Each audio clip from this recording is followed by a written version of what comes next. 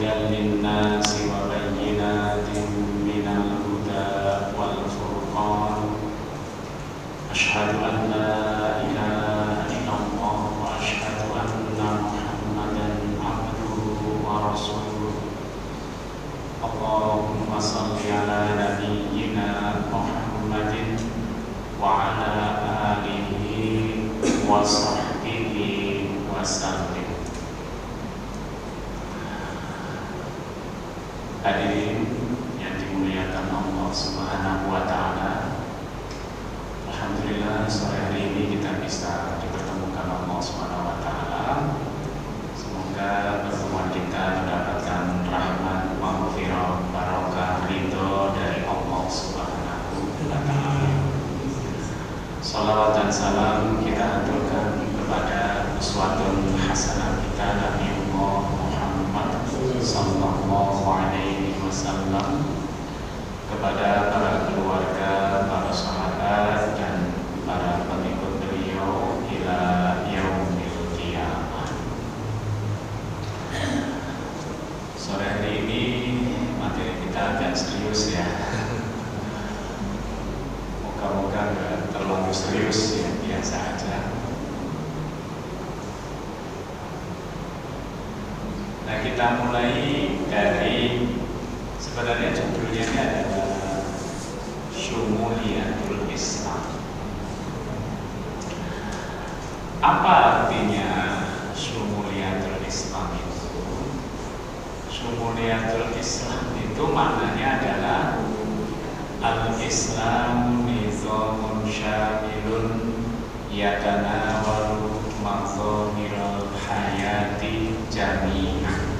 Maknanya sebenarnya itu Syumuliyatul Islam artinya adalah Islam itu adalah nizamun syamilun, tata kehidupan yang sempurna, yatanawalu mazhahiral hayati jami'an, yang mencakup semua aspek kehidupan manusia.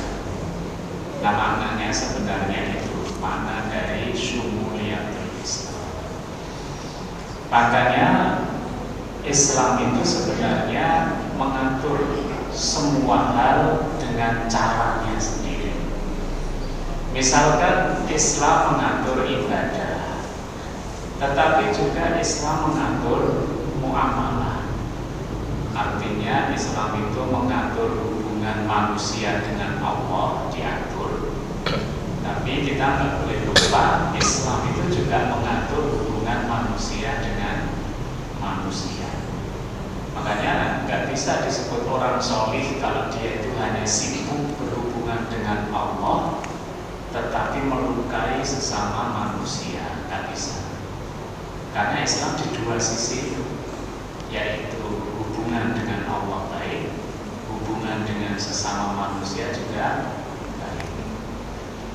Islam itu juga mengatur akhlak. Ya, akhlak itu kalau bahasa kita apa ya? Adab ya, sopan santun. Termasuk di dalam perang. Jadi perang dalam Islam itu juga ada adab atau sopan santunnya. Nah, sehingga apa yang kita mau tanya sebenarnya Islam sudah menyediakan.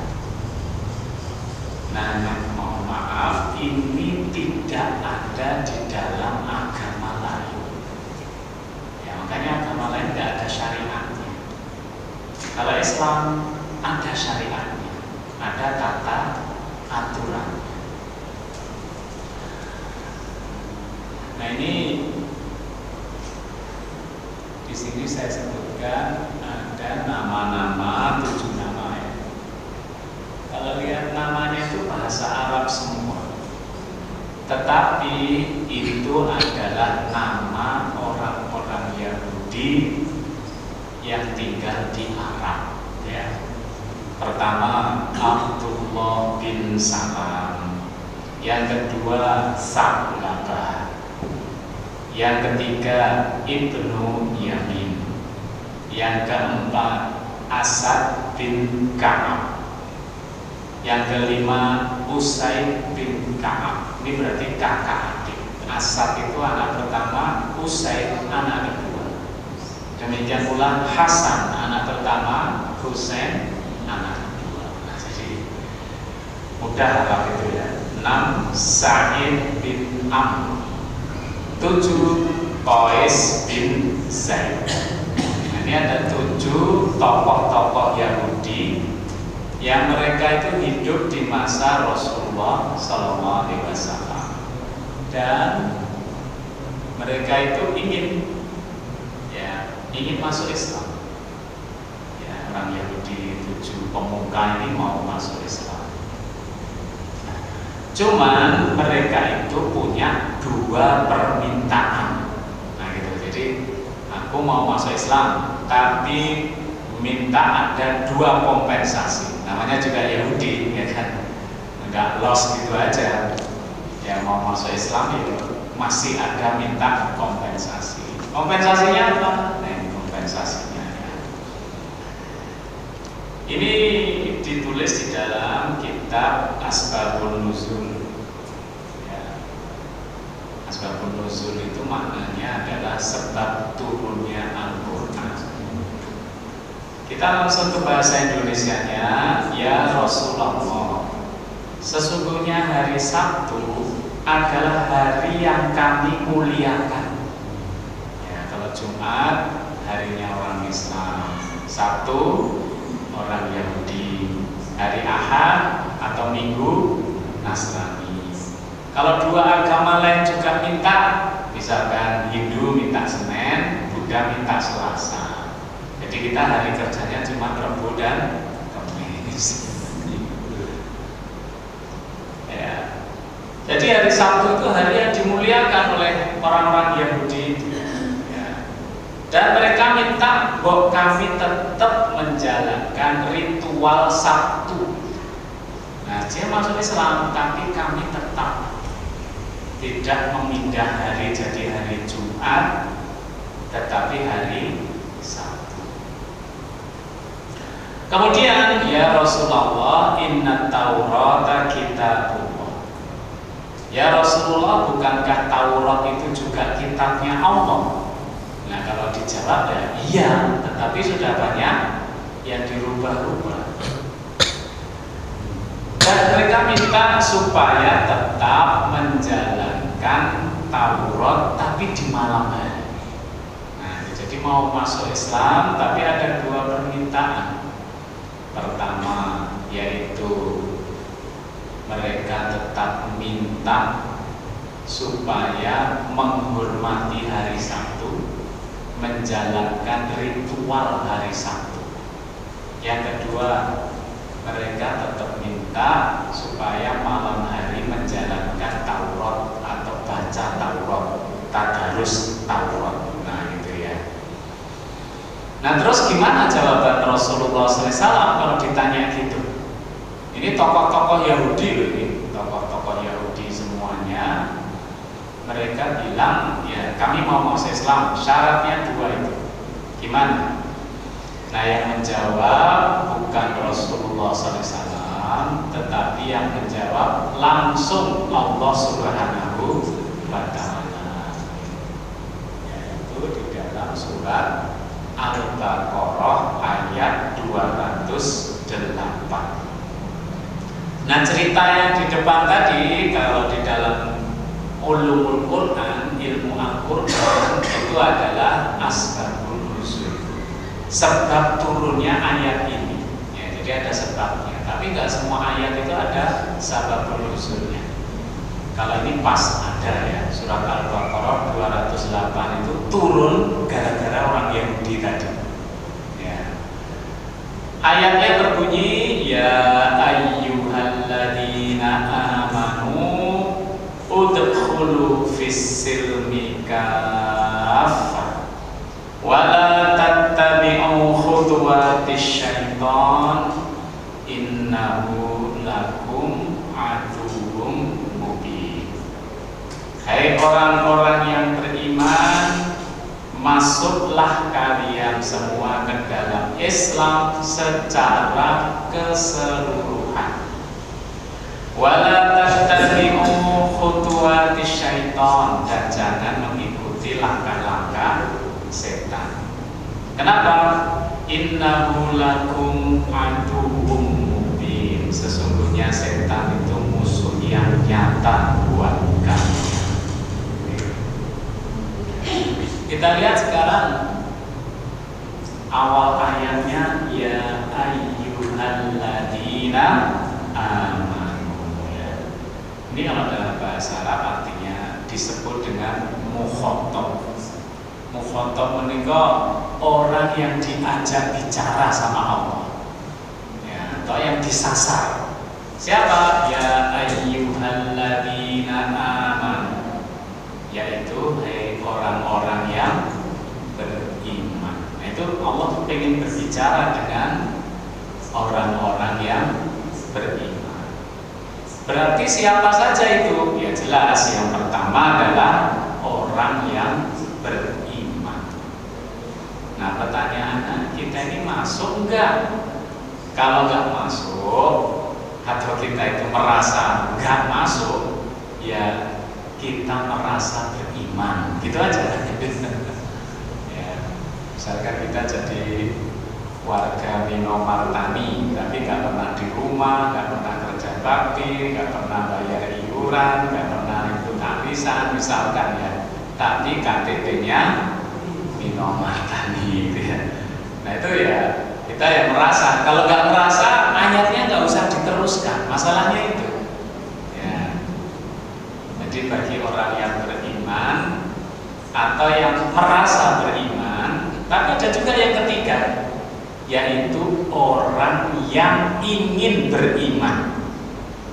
Berarti panggilan ini juga untuk orang Yahudi tadi, yang 7 orang. Kamu pengen beriman dong? Nah berarti dengarkan, nah gitu kan gampangnya, syarat-syarat orang beriman. Nah bisa dipahami ya, kalau ada panggilan puasa kan juga gitu kan. Ya ayyuhalladzina amanu kutiba alaikumus syiyam. Berarti puasa itu untuk orang yang beriman. Kalau saya merasa kok imanku ya banget, terus pokoknya GR lah, merasa beriman gitu aja ya.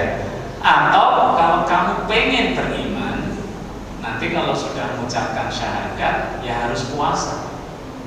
Nah, demikian pula ayat ini. Ya berarti orang Yahudi tadi diajak bicara. Orang Yahudi yang mau beriman, ya panggilannya gitu. Kemudian perintahnya udkhulu, ya perintahnya masuklah. Dia tadi kan pengen masuk Islam, perintahnya masuklah. Jadi kalau perintahnya pengen masuk Islam, masuklah. Lah kalau kita, nah kita ini sudah masuk, ya sudah berada di dalam. Ya. Fisilmi, kata fisilmi maknanya adalah masuk dalam Islam. Loh bukankah orang beriman itu sudah masuk Islam? Iya. Jadi panggilannya untuk orang 3 tadi, orang beriman, merasa beriman, atau mau beriman. Kalau Anda beriman, merasa beriman, mau beriman, masuklah ke dalam Islam secara kafah, secara keseluruhan. Nah, itu maknanya. Jadi ayat ini sebenarnya bicara sama orang Yahudi tadi. Bagaimana bicaranya? Orang Yahudi, kalian itu kalau mau masuk Islam, terimalah ajaran Islam semuanya. Tadi dia kan kalau bisa masih menghormati hari Sabtu lah, masih membaca Taurat lah, gitu kan. Nah ayat ini menjelaskan dengan tegas, kalau kalian itu berislam, maka terimalah semua ajaran Islam. Nah ini keterangannya jauh ya.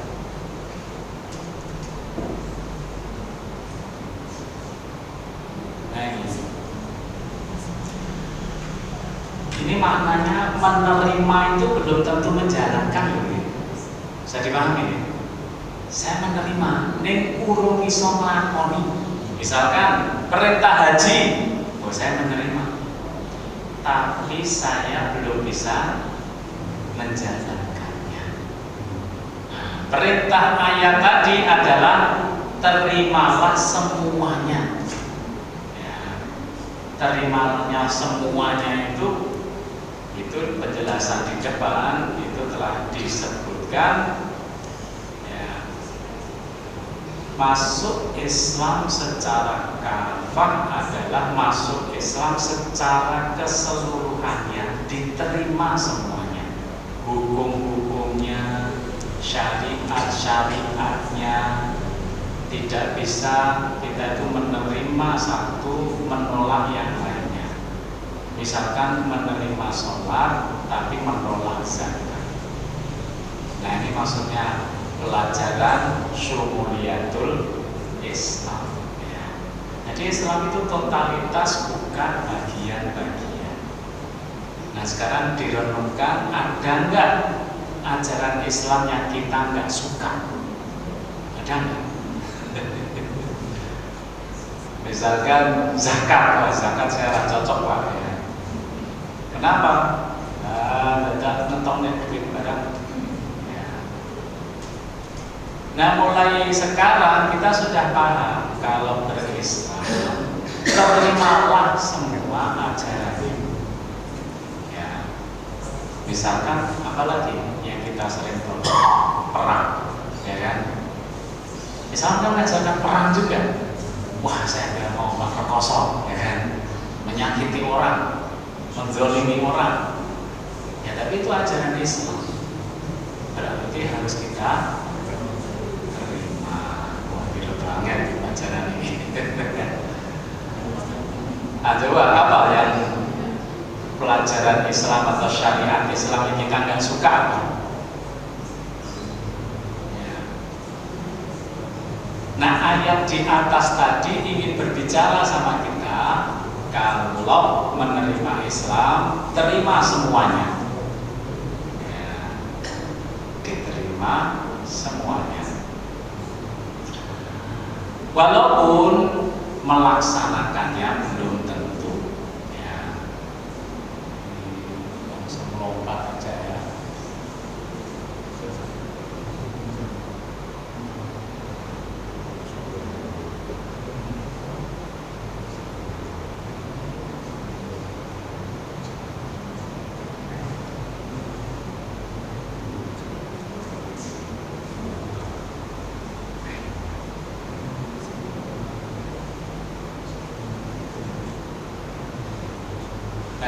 Masuk Islam secara keseluruhan itu bukan bermakna masuk Islam harus langsung menjalankan semuanya, dan itu nggak mungkin. Nah, seringkali orang keliru, kamu kalau Islam ya harus kamu jalankan semuanya, ya nggak mungkin. Ya. Tetapi yang benar adalah terimalah semuanya. Nah, ya. Terima semuanya, nggak usah kita nyari-nyari yang lainnya. Ya, beda ya. Jadi kalau kemudian ada orang, oh itu Islam orang ini. Oh ya, memang kalau masuk Islam itu belum tentu bisa menjalankan. Tetapi yang dituntut di dalam Islam menerima semuanya. Ya, misalkan belum mampu atau belum mau pakai jilbab, ya kan?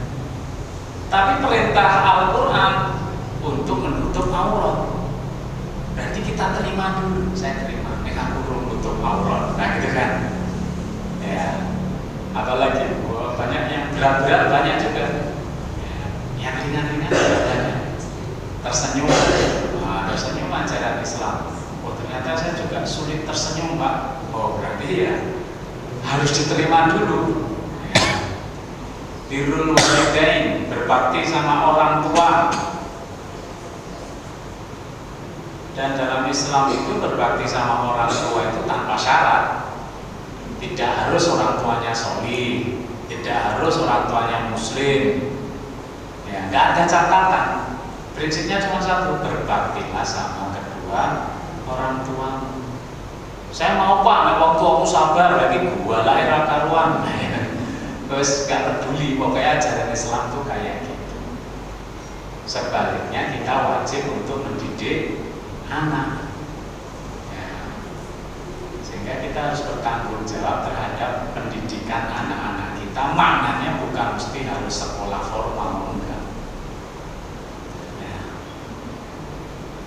Walaupun di Indonesia ya wajib belajar berapa tahun? 9 tahun. 9 tambah 3 12 tahun ya. Nah ini moga-moga bisa dipahami, tidak perlu dicampur dengan ajaran lain. Nah ini masalahnya kadang-kadang orang-orang itu punya historis, punya masalah yang itu koyone yo indah gitu ya. Dulu simbah saya itu ya Islam, tetapi simbah saya itu dari keluarga kejawen, makanya Islam, tapi tetap simbah itu mesti masang sesaji, itu mesti ya. Tapi karena putu-putune nakal, setiap kali pasang sesaji, kalau ada apemnya dicolong. Ada pisangnya dicolong. Saya simbah nesu juga, terus rasa masang ya. Ya alhamdulillah ya kan. Ya. Nah jadi kadang-kadang orang punya masa lalu. Ya saya itu biasa rumah saya itu dipagari Pak. Lah dipagari ngangge bambu napa beton boten. Ya dipasangi mbuh raja apa paku bumi atau apa ya orang Jawa ya. Pertanyaannya adalah itu memang ajaran Islam bukan? Kalau itu bukan ajaran Islam ya tidak perlu untuk mageri rumah kayak gitu. Lah Islam mageri rumah dengan cara apa? Misalkan dibacakan surat Al-Baqarah. Nah jadi raja-rajanya nggak dipakai lagi, tapi dibacakan surat Al-Baqarah. Atau kita baca hasbunallah wa ni'mal wakil, ni'mal maula wa ni'man nasir. Tapi wudu dulu, ambil air, ya kemudian baca itu, ditiupkan, diciprat-cipratnya mumpung-mumpung. Nah itu misalkan seperti itu. Berarti sudah bergeser, ya. Sudah bergeser. Walaupun yang kemarin terasa luar biasa. Misalkan aku kini kosong merawat kok rapena, nah gitu ya. Nah dalam Islam nggak ada puasa merawat. Puasa itu ya gitu itu, apapun namanya, Senin, Kemis, Daud, ya kan, Ayyamul Bid, puasa Ramadan, polanya gitu itu, yaitu sahur, adzan, kemudian mulai puasa, buka pas maghrib. Nah kadang kita punya masa lalu. Masa lalu itulah yang nggak boleh kemudian dicampur-campur.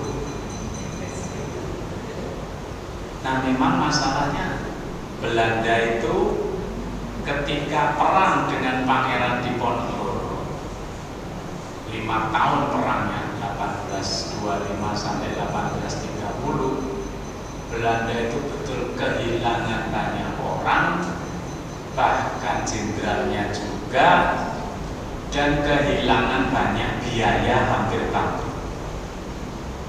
Walaupun akhirnya Pangeran Diponegoro ditangkap. Kesimpulan Belanda, orang Jawa itu kalau punya keyakinan mati we dilakoni. Contohnya pengikutnya Diponegoro. Sampai sekarang orang bangga kok jadi pengikutnya Pangeran Diponegoro. Nah oleh karena itu oleh Belanda, orang Jawa ini dikembalikan lagi kebanggaannya pada kejawen. Maka setelah perang Diponegoro itu muncul kitab-kitab yang aneh, misalkan Darmo Gandul, ya Gandul lucu. Nanti di candi di Lawu itu dibuat cerita ya bahwa Prabu Brawijaya mokso di Gunung Lawu ya, dan kedua abdi dalamnya, karena Raja Prabu Brawijaya itu sebelum mokso itu dia masuk Islam. Nanti dua abdi dalamnya itu marah karena Prabu Brawijaya masuk Islam, kemudian mokso, hilang ya. Nah maka mereka bersumpah, abdi dalam itu ya, akan balas dendam kepada agama yang menyebabkan Prabu Brawijaya masuk Islam. 500 tahun lagi ya, dari moksonya Prabu Brawijaya. Makanya di Candi Cetok ya, itu ada dua patung abdi dalamnya Prabu Brawijaya. Siapa itu? Nayoge. Siapa? Dua itu. Ya. Nah itu kejawennya dimunculkan. Kadang-kadang kejawen ini dimunculkan dengan hiasan nguri-nguri kabudaya Jawa. Ya, dengan bungkus itu ya. Padahal Islam sudah melarang, misalkan minta-minta kepada orang mati. Dalam Islam masuk perbuatan syirik. Tapi karena historis kita dulu Jawa, nah akhirnya merti desa ini mesti beri persembahan kepada roh-roh leluhur gitu. Nah ini kadang harus dihilangke jadi apa? Wes dicampur we, di mix, ya kan? Nah itu Belanda yang menciptakan kayak gitu. Ya. Nah ayat tadi memerintahkan kaum muslimin kalau berislam terima saja semuanya, nggak usah cari alternatif yang itu tidak sesuai dengan ajaran Islam, apalagi sampai syirik. Ya kan? Kadang-kadang tipis bulan Sya'ban keluar kita kan ziarah ke makam. Ziarah ke makam itu yang satu mendoakan orang mati, yang satunya minta sama orang mati. Sama-sama ziarahnya, yang satu sesuai ajaran Islam, yang satu melanggar. Ya, karena nggak boleh meminta kepada orang yang mati. Nah ini yang dicampur-campur seperti ini. Makanya ya tidak perlu dicampur dengan ajaran lain. Sudah ada Al-Quran, hadis, ijma ulama, masih nanti darmo gandul lucu dan lain-lainnya, mitos-mitos itu ya. Nah bisa dipahami ya, masuk Islam itu terima semuanya. Untuk menjalankan ajaran Islam membutuhkan tahapan.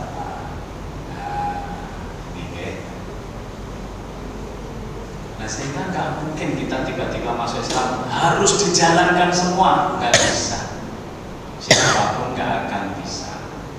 Tetapi secara bertahap harus terpenuhi dulu syarat wajib, syarat sah. Ya. Kalau nggak terpenuhi, ya nggak bisa.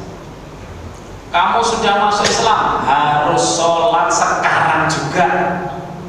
Terus pokoknya sholat. Sholat itu ada syarat wajibnya.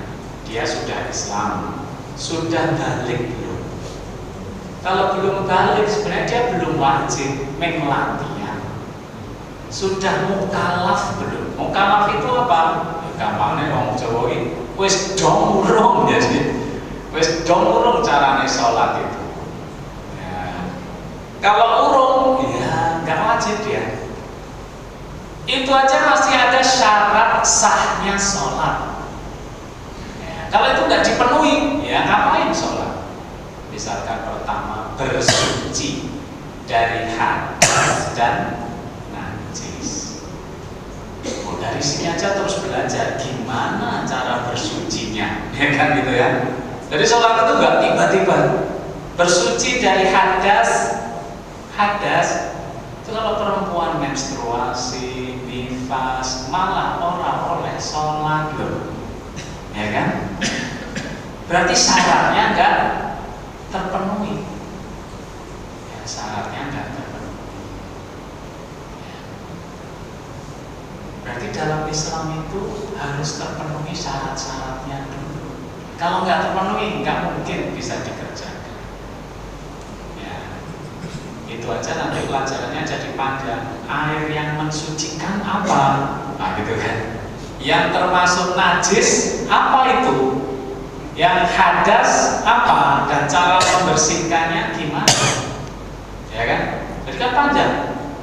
Makanya orang Papua itu agamanya non muslim sudah puluhan tahun yora klamben yora adus. Yang penting agamanya bergeser. Ketika Ustadz Fadlan Horomatan datang, pertama baca syahadat, ya sudah kan. Kedua sholat. Syarat sholat suci dari hadas dan najis. Mereka baru tahu mandi dan berwudu loh. Wis puluhan tahun ratau adus. Dan baru tahu mandi pakai sabun. Kenapa? Kan nggak boleh dong kalau kita bersuci tangan kita ini terhalang. Misalkan ono lemong, kemudian kita wudhu, lah wudhu kita nggak kena kulit, berarti nggak sah wudhunya. Apa kayak kita, ya kan? Kayak lipstick. Makanya sekarang ada lipstick Islami katanya. Jadi lipsticknya digoreng tembus ya. Saya nggak ngerti, pokoknya iklannya ngono kuwi bener apa ora. Ya, kitek juga gitu ya. Itu pakai sabun, bersihkan dulu, baru tahu bersuci mandi dan wudu. Terus syarat sholat apa? Menutup aurat. Lah lagi ngerti lah klamben. Wong Papua itu ya ono ya ini wudu. Mlebu Islam baru pelajaran sholat itu. Sholatnya baru yang nomor 2 syaratnya menutup.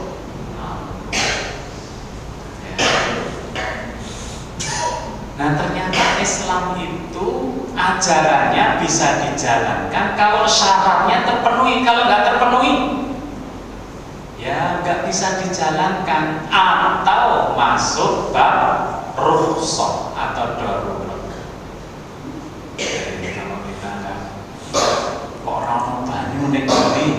Ya tanya ya, asal kita sudah paham cara bersuci ya, bisa dipahami ya. Jadi menjalankan syariat Islam itu ada syaratnya, itu pun ada rukunnya. Ketika sholat niat dulu ya, makanya sholat itu harus ngerti waktunya ya. Jadi orang Papua itu belajar waktu subuh, zuhur, asar, maghrib, isya. Jadi ngerti waktu. Belajar sholatnya lagi luar biasa gitu. Itu kalau mau diterjemahkan lebih detail, wah jadi akademisi.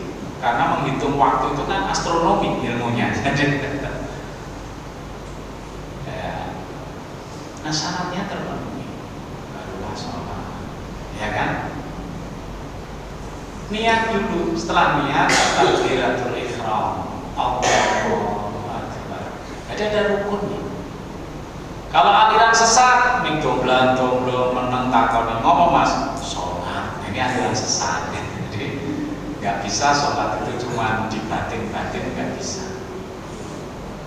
Kalau sholatnya di Mekah, loh ini Ustadz nggak ada kemana Ustadz? Oh saya jumatannya di Mekah, ya beda dengan kalian. Perlu dipahami bahwa waktu antara Mekah sama Indonesia selisihnya 4 jam.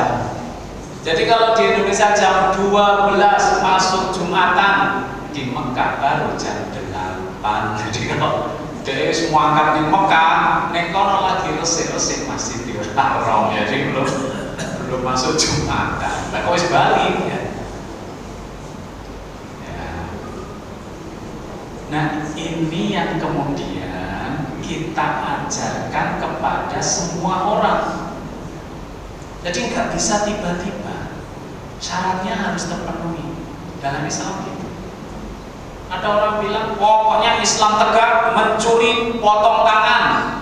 Lah emangnya potong tangan tuh nggak pakai syarat? Ada syaratnya.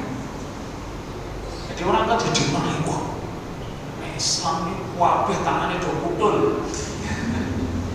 Lah itu ada syaratnya. Misalkan orangnya itu tidak dalam keadaan terdesak, misalkan ngelih, ya kan, paceklik, ya. Nah ini kalau orang-orang kayak gitu, yang ditanyakan sekelilingnya ini, kok ono tonggone ngelih nganti nyolong. Nah ini yang ditanyakan ki wong sugih kene iki do infak sedekah zakat ora. Yang ditanyakan gitu. Nganti tonggone ngelih wae nang ngerti. Sing salah tonggone apa RT-ne. Nah, jadi ketua RT itu paling riskan ya.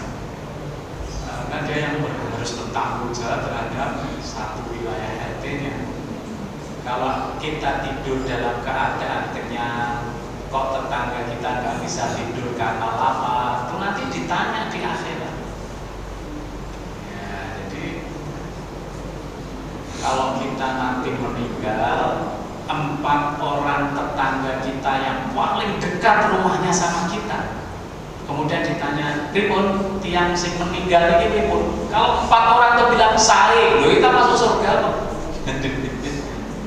Asal yang menjalankan ajaran Islam ya. Jadi salah satu ukurannya ya tetangga juga. Ya. Makanya potong tangan nggak bisa. Potong tangan itu juga yang dicuri ada ukurannya. Ya, nggak semua terus dipotong. Lah kalau mencurinya sampai 900 triliun, oh diketok-ketok bola-balik. Dan hukum potong tangan itu diselesaikan di pengadilan. Kalau pengadilan nggak ada hukum potong tangan, ya nggak bisa. Jadi hukum potong tangan itu nggak kemudian pokoknya mau maling, boleh sopo wae ngetok takmir ya oleh. Nah, itu nggak bisa secara Islam lagi. Harus dibawa ke pengadilan. Jadi bukan di jalanan. Nah, jadi dari situlah harusnya tidak ada teroris, ya, tidak ada ekstremis. Teroris, ekstremis itu mesti pengennya apa? Tegakkan Islam sekarang juga dan harus dijalankan sekarang juga lah. Pilih memenuhi syarat-syaratnya kalau nggak terpenuhi. Dulu Taliban kan gitu. Taliban katanya menerapkan ajaran Islam, perempuan harus di rumah. Lah padahal sing lanang wis meninggal, dia harus cari pekerjaan, ra oleh metu mau mati sa anak-anake. Ya, jadi negara nggak menjamin, ya kan? Nah itu namanya tidak mengerti ada syaratnya. Menjalankan Islam itu ada syaratnya, ada syarat. Nah, moga-moga jadi paham kita ya. Sekarang musim hijrah, generasi hijrah. Ya. Generasi hijrah itu ya macam-macam, dari anak anak brengsek jadi anak masjid, gitu kan? Dari non muslim jadi muslim, generasi hijrah. Tapi perlu diingat nih, Islam itu seperti anak tangga gitu. Sampai ke puncak. Generasi hijrah baru ngidak anak tangga pertama. Lagi dia pengen dadi wong apik. Lah kok sekelilingnya langsung ngepung kudu menjalankan syariat Islam, jadi wah stres deh. Kenapa kok stres? Lah syaratnya belum dipenuhi. Itu sama aja anak SD disuruh belajar integral diferensial, jadi matematikanya orang SMA. Ya. Nah itu enggak mungkin. Nah makanya kalau ada orang lagi semangat Islamnya, kemudian poinnya ya ditanya, sudah dipenuhi belum syaratnya? Ya, kalau belum dipenuhi nggak mungkin bisa dijalankan. Islam di Indonesia ini kalau dari sisi hukum perdata sudah ada Undang-Undang Nomor 1 Tahun 74, yaitu tentang perkawinan, yaitu berdasarkan hukum Islam. Ya. Kemudian tentang perbankan syariah, itu juga hukum Islam. Ya. Ya, jadi banyak aturan-aturan di Indonesia itu yang sifatnya perdata, itu sudah hukum Islam. Kalau yang pidana belum. Kenapa? Karena menginduknya KUH beda di Belanda. Jadi hati-hati ini ya. Kalau ada di rumah kampung kita lah, kalau laki-laki perempuan sak kamar peruntelan, itu menurut undang-undang pidana boleh. Asal suka sama suka. Terus kita bisa mengusir pertama kalau dia punya suami atau istri. Yang kedua punya orang tua. Yang ketiga ini yang penting buat kita, meresahkan. Nah gitu aja, meresahkan warga. Maka kita bisa musir. Ya, itu pun nggak boleh dengan kekerasan. Karena itu dilindungi hukum. Jadi Islam belum masuk ke situ, kok tiba-tiba kita pengen terapkan rajam, nggak tekan ngendi rajam ya kan? Syaratnya aja belum terpenuhi. Nah, moga-moga punya bayangan dari sini. Terimalah Islam itu yang kita suka, yang tidak suka, yang sulit, yang mudah, semua kita terima.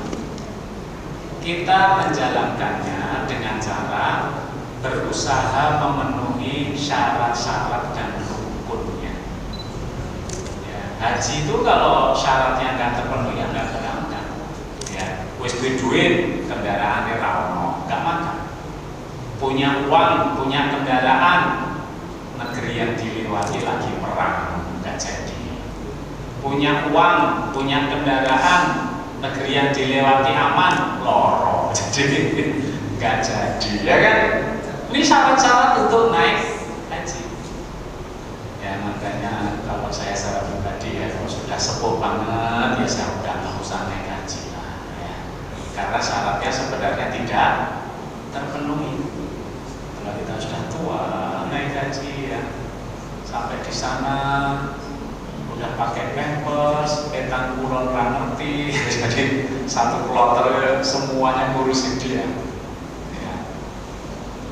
Biar yang mampu, ya syaratnya gitu. Ini ada tanya jawab? Ada. Oh, ada. Oke. Itu dulu yang saya sampaikan tentang Islam. Semoga kita yang hadir di sini sebagai kasepuan yang bisa mengarahkan anak-anak muda kalau lagi harus gini, ya terpenuhi urut syaratnya udah terpenuhi belum? Kamu mau masuk SMA ini, wong lulus SD urut baru ke SMA, nah gitu ya. Baik, silahkan, moga-moga bisa diterima dengan baik. Terima kasih Ustaz. Selanjutnya tanya jawab, barangkali ada pertanyaan, satu pertanyaan saja mungkin. Ada Bapak Ibu? Tidak ada. Tidak ada. Oh, monggo.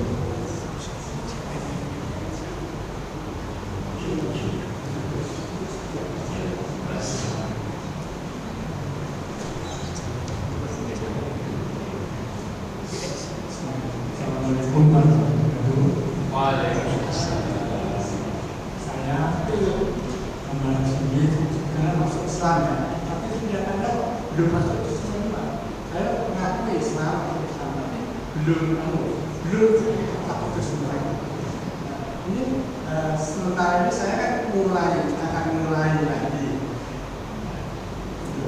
Terus hukumnya bagaimana menurut saya? Kedua, saya itu masih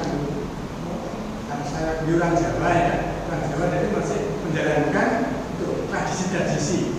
Biasanya menggiatkan, memberi pemahaman tentang misalnya tradisi, misalnya ada dan sebagainya. Saya memberi pemahaman yang boleh dilakukan dengan saat ini. Ya saya jawabannya begitu itu memberi pemahaman, meluruskan sikap-sikap orang yang tak terang. Bagaimana hukumnya terhadap saya, karena saya kan belum termasuk itu semua itu bagaimana. Jadi memang kita diperintahkan menerima semua ajaran Islam. Mungkin ada yang kita belum tahu, ya nggak apa-apa. Berarti tugasnya mencari tahu. Ya. Karena ajaran Islam mungkin ada yang kita nggak suka. Misalkan falyukrim jaro, hormati tetangga. Kita nggak suka, ngapain repot-repot. Falyukrim doifa, hormati tamu. Kalaupun kita belum, maksudnya ayat tadi adalah terimalah, jadi terima dulu. Ya. Islam mengajarkan perang, terima dulu. Cuman kan tadi, kalau terus ada yang ngajak perang, lah syaratnya sudah terpenuhi belum? Makan gitu. Islam itu jihad, iya, nih syaratnya terpenuhi enggak? Kalau syaratnya enggak terpenuhi, berarti kamu melanggar ajaran Islam. Misalkan Imam Samudra jalan-jalan ke Legian, lah oke diskotik, mau dia diledakkan. Nah itu namanya syaratnya enggak terpenuhi. Karena syarat perang itu ad-dakwah qabla kita. Kita harus berdakwah di situ sebelum perang. Mesti dakwahi belum? Nah jadi itu aja masih banyak lagi tahapan-tahapan yang harus dilewati. Ya. Nah maknanya gitu. Jadi jangan kita menolak sesuatu yang itu ajaran Islam. Tetapi kalau mau diamalkan, ketahuilah ada syaratnya. Nah itu pun harus dipelajari lagi. Apa syaratnya? Kita orang Jawa, kemudian ya menjalankan ajaran-ajaran Jawa. Ya, ajaran Jawa yang baik juga, pepatah-pepatahnya juga baik, ya kan? Misalkan mengalahkan tanpa ngasorake, ya kan? Mengalahkan tanpa merendahkan. Ya. Terus apa lagi? Ya itu pepatah-pepatah Jawa. Tetapi kaidahnya gini, al-adah muhakkam. Tradisi bisa jadi hukum selama tidak melanggar syariat. Dulu katanya di Jepara itu tradisinya kalau ada tamu laki-laki, hidangannya selain makanan dan minuman juga istri tuan rumah. Ya, tradisinya gitu. Nah itu kan nggak sesuai syariat, ya kan? Tradisi ruwahan yaitu padusan, lanang wedok nyemplung bareng nanti golek pahala apa golek dosa, ya kan? Nah maksudnya gitu. Ziarah kubur sing siji mendoakan yang mati, yang satu jaluk karo sing mati. Nah yang jaluk ini ada. Ya. Nah orang kirim sesajen, maknanya sesajen itu sebenarnya kan doa, bukan apa yang dimakan di dunia. Yang si kamu seneng kopi, rokoknya jarum. Lah terus apa ya diombe kok ini diombe putune ya kan. Nah kalau diluluskan gitu berarti benar Pak. Ya, jadi ajaran-ajaran Jawa itu kalau dia masih terbawa animisme, dinamisme, Hindu, Buddha, ya kemungkinan besar ada kelirunya. Ya. Nah, yang keliru diluruskan sesuai dengan ajaran Islam. Mata ya. Dan Ustaz yang terakhir ini ada kuis Ustaz. Dari Ustaz ada pertanyaan dari jamaah yang bisa menjawab. Kita kasih surprise. Suratnya surat apa, ayat berapa yang memerintahkan kita menerima Islam semuanya. Silakan. Ya, betul. Faktor orang tua. Silakan Mas Nabil ya. Satu lagi Ustaz yang enggak. Kalau kita ingin menjalankan ajaran Islam harus menyelesaikan dulu apa? Nah, itu tertulis itu. Silakan angkat tangan. Malam malu ya. Jadi kalau mau menjalankan ajaran Islam harus terpenuhi syarat wajib, syarat syar'i. Berarti dapat semua ini. Oh, nanti satu